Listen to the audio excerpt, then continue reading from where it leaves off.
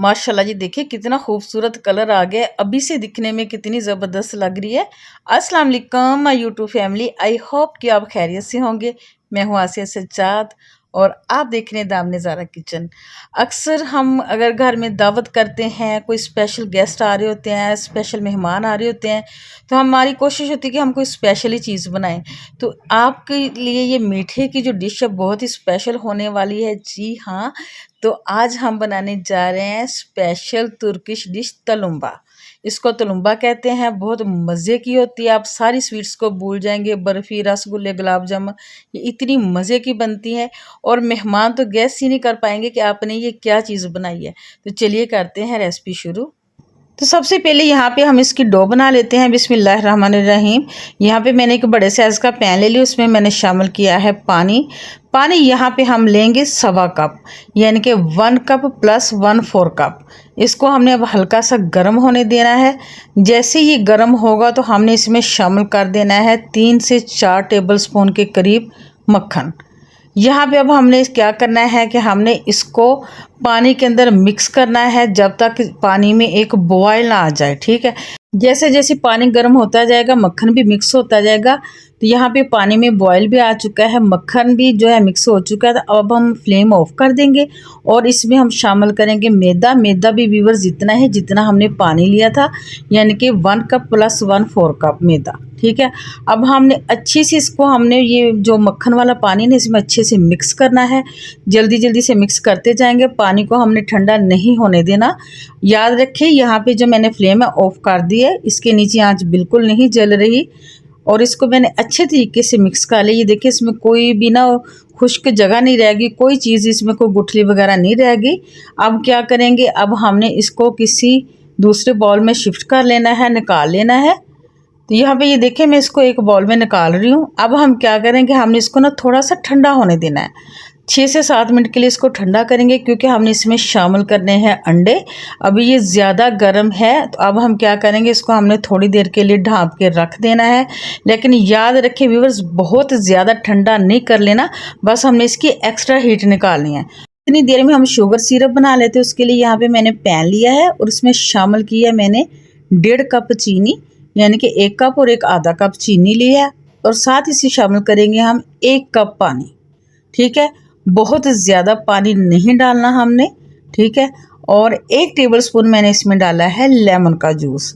अब हमने इसको अच्छे से मिक्स कर लेना है। फ्लेम ऑन कर लेनी है, फ्लेम ऑन करके इसको चम्मच हिलाते हुए हमने इसको मिक्स कर लेना है। हमने इसको बहुत ज़्यादा थिक नहीं करना, बस इतना पकाना है कि इसमें 1 से 2 बॉयल आ जाए।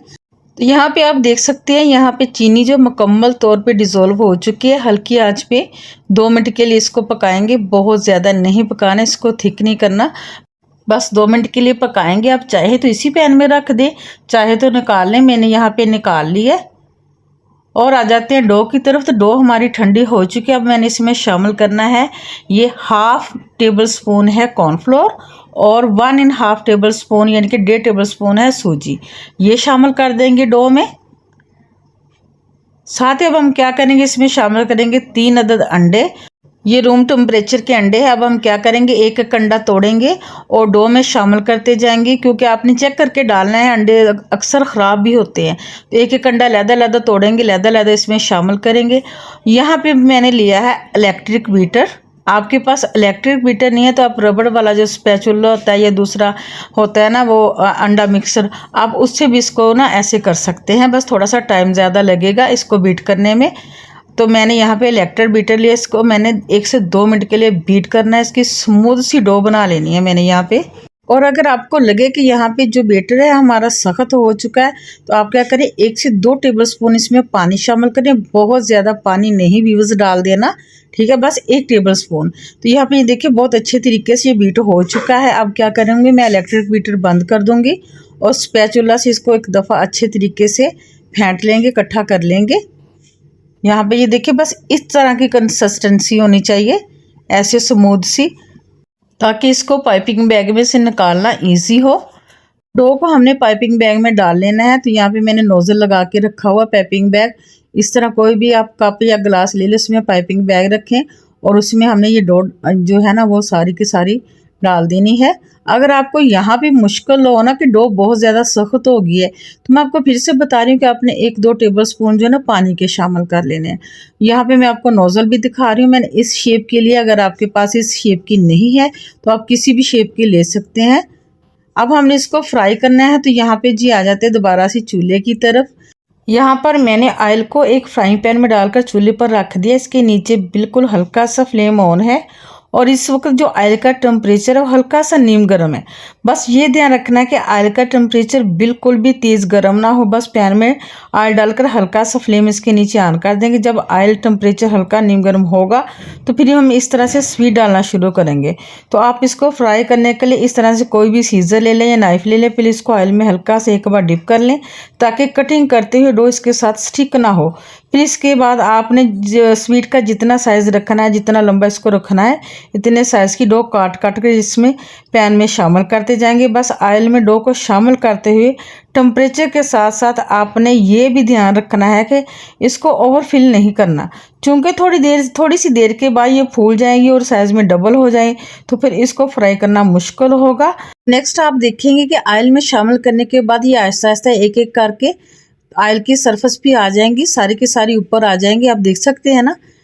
पहले आपने इसको नहीं छड़ना, जैसे ये ऑयल के सरफेस पे आ जाए तो आपने ऐसे एक चम्मच की मदद से क्या करना है, इसको ऐसे आपने हिलाते हुए गोल्डन होने तक फ्राई करना है। अगर हम इस तरह मिक्स नहीं करेंगे, हिलाएंगे नहीं ना, तो ये कहीं से इसका कलर डार्क हो जाएगा, कहीं से लाइट हो जाएगा, ये फिर अच्छी नहीं लगेंगी। ठीक है, इसलिए आपने इसको कंटिन्यू ऐसे हिलाते रहना है और फ्राई करते रहना है। तो यहाँ पे आप देख सकते हैं ना कितना ज़बरदस्त कलर आया। अगर आप ऐसे कंटिन्यू हिलाएंगे नहीं तो ये अच्छा कलर नहीं आएगा। अब क्या करेंगे, हम इसको निकाल लेंगे। और अब यहाँ पे एक इम्पोर्टेंट पॉइंट है कि जैसे हमने स्वीट को गरम गरम निकालना है ना, हमने फ़ौरन से इसको हमने शुगर सिरप में डाल देना है। जो हमने शुरू में चाशनी बना के तैयार करके रखी हुई थी ना, उसमें डाल देंगे और इसको हल्का सा मिक्स करेंगे। मिक्स करने के बाद इसको हमने 5 मिनट के लिए शुगर सिरप में छोड़ देंगे। तो यहाँ पे 5 मिनट हो चुके थे। इसने अच्छी तरह से चाशनी को अपने अंदर अब्जॉर्व कर लिया है। बहुत नरम और फूली फूली ये बन के तैयार हो चुकी हैं। अब स्टेनर की मदद से इसको निकाल लेंगे। तो व्यूअर्स, अगर इस टाइम पे आके आपको मेरी ये स्वीट की रेसिपी अच्छी लगी हो तो आपने लाइक शेयर ज़रूर करना है। और अगर चैनल पे नए हैं तो चैनल को तो आपने लाजमी से सब्सक्राइब करना है। और ये हमारी बहुत ही ज़बरदस्त तुर्किश स्वीट डिश तलुम्बा बन के तैयार हो चुकी है। आप अपने मेहमानों को खिलाएं, बच्चों को खिलाएं या अपने लिए बनाएं। ये बहुत ही मज़े की बनती है, ऊपर से थोड़ी सी क्रिस्पी, अंदर से सॉफ्ट और जूसी। यहाँ पे मैं अब आपको तोड़ के भी दिखाती हूँ ये कितनी मज़े की बन के तैयार हो चुकी है। ये देखें, ये देखें। आप यकीन करें, आप गुलाब जामुन और दूसरी जो मिठाइयाँ होती हैं ना वो सब खाना भूल जाएंगे, इतनी मज़े की बनती है। तो इजाज़त दीजिए इसी अच्छी बात के साथ कि अगर ज़िंदगी में सुकून चाहते हैं ना तो फजर की नमाज़ कायम कर लें, क्योंकि फजर की नमाज़ पढ़कर जो सुकून मिलता है वो दुनिया की किसी दौलत और आसाइश में नहीं मिलता। मिलेंगे नेक्स्ट वीडियो में नेक्स्ट रेसिपी के साथ। अल्लाह हाफिज़।